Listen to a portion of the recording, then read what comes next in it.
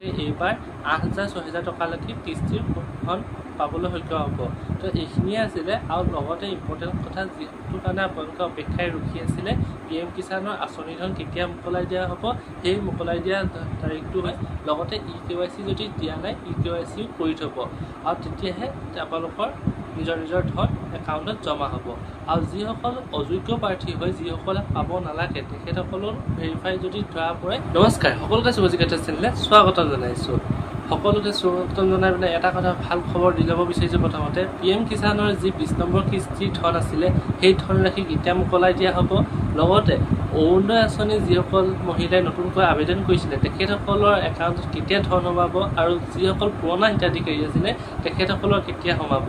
আৰু খুবেই গুৰুত্বপূৰ্ণ কথা হৈছে যে PM কিষাণৰ আঁচনিৰ অধীনত যিসকল হিতাধিকাৰী ইতিমধ্যে লাভ কৰিছিলে ধনৰাশি, তেখেতসকলৰ লগতে অৰুণোদয় আঁচনি যিসকল হিতাধিকাৰী ইতিমধ্যে ধনৰাশি লাভ কৰি আছিলে আপোনালোকে, তেখেতসকলৰ ভিতৰতো বহুতৰে নাম কৰ্তন যাব।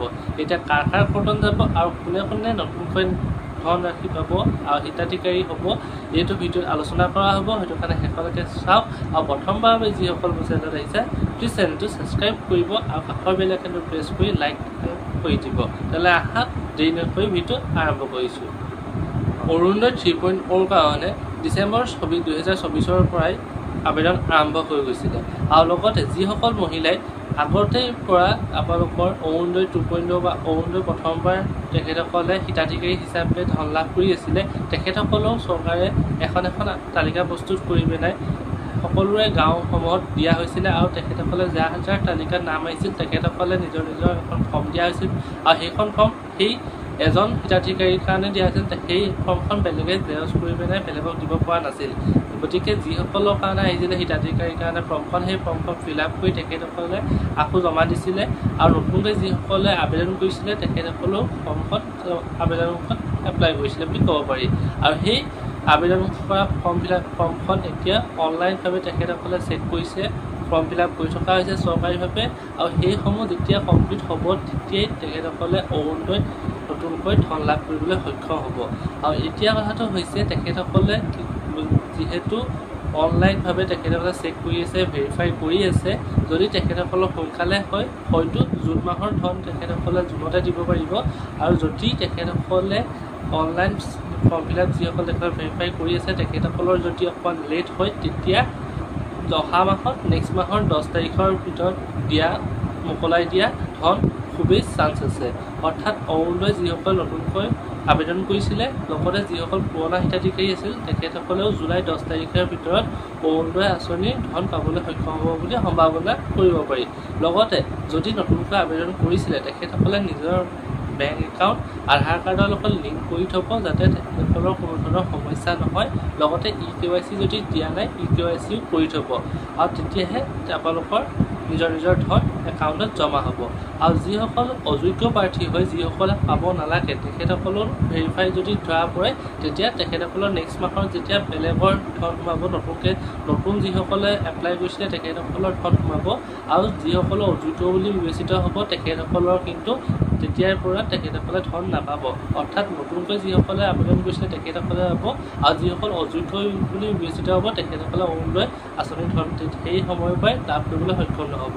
এতিয়া আহিছোঁ আমি PM কিষাণৰ 20 নম্বৰ কিস্তিৰ আঁচনিৰ বিষয়ে। কিষাণৰ যি 20 নম্বৰ কিস্তি আছিলে সেই কিস্তিৰ ধন কেতিয়া মোকলাই দিয়া হ'ব তাৰ ওপৰত বহুতে অপেক্ষা কৰি আছিলে, কাৰণ PM কিষাণৰ আঁচনিৰ 20 নম্বৰ কিস্তিৰ কাৰণে বহুত কৃষক অপেক্ষাৰে ৰৈ আছে। আৰু যিসকলে নতুনকৈ আবেদন কৰিছে PM কিষাণৰ আঁচনিৰ বাবে তেখেতসকলে এতিয়া কেতিয়া ধন মুকলি পাব বা তেখেতসকলে কেতিয়া ধন পাব তাৰ বাবেও বহুত অপেক্ষাৰে ৰখি আছে। এতিয়া মই প্ৰথমতে ক'ব বিচাৰিছোঁ তেখেতসকলে হয়তো ধন নাপাবলৈও পাৰে। PM কিষাণত যিসকলে নতুনকৈ আবেদন কৰিছে তেখেতসকলেও ধন নাপাব পাৰে বা পুৰণা হিতাধিকাৰীসকলেও এইবাৰ ধন নাপাব পাৰে।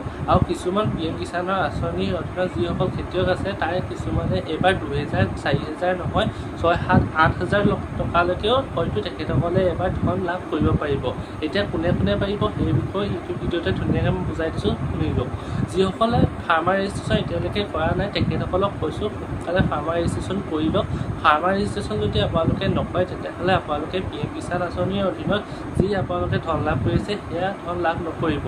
আৰু ফাৰ্মাৰ ৰেজিষ্ট্ৰেশ্যন আপোনালোকে নতুন পুৰণি সকলোৱে কৰিব লাগিব, যিহেতু যদি পুৰণি যিসকল হিতাধিকাৰী আছিলে কৰা নাই সোনকালে কৰি লওক আৰু যিসকল নতুন আছে ফাৰ্মাৰ ৰেজিষ্ট্ৰেশ্যন কৰিবই লাগিব আৰু তেখেতসকলৰ যিসকলে নতুনকৈ আবেদন কৰিছে তেখেতসকলে আধাৰ কাৰ্ডৰ লগত বেংকৰ একাউণ্ট লিংক হৈ থাকিব লাগিব EKYC হ'ব লাগিব তেতিয়াহে আপোনালোকৰ একাউণ্টত ধন জমা হ'ব আৰু লগতে চৰকাৰে কিছুমান এনেকুৱাও দেখিছে যে যিহেতু আপোনালোকৰ বহুতে কৃষকে আপোনালোকৰ খেতি নকৰে কিন্তু তেখেতসকলে PM কিষাণৰ আঁচনিৰ অধীনত তেখেতসকলে ধন লাভ কৰিছে সেইটো কথা চৰকাৰে সেইটো কাৰণে গম পাইছে বা আপোনালোকৰ দেখিছে বাবে তেখেতসকলে ফাৰ্মাৰ ৰেজিষ্ট্ৰেশ্যন তেনেকুৱা ধৰণৰ কিছুমান পদক্ষেপ হাতত লৈছে তাৰোপৰি আৰু এটা কথা ক'ব বিচাৰিছোঁ যিসকল খেতিয়কে এতিয়া বহুতে ফাৰ্মাৰ ৰেজিষ্ট্ৰেশ্যন নকৰা বা KYC বা আধাৰ কাৰ্ডৰ প্ৰব্লেম বা বেংক একাউণ্টৰ প্ৰব্লেমৰ কাৰণে পইচাসমূহ ফচি আছিলে বাকীকেইটা কিস্তি পোৱা নাছিলে এটা দুটা তিনিটামান কিস্তি যদি তেখেতসকলে লাভ কৰিবলৈ সক্ষম হোৱা নাছিলে PM কিষাণৰ অধীনত তেখেতসকলে এইবাৰ ফাৰ্মাৰ ৰেজিষ্ট্ৰেশ্যন কৰি পেলাই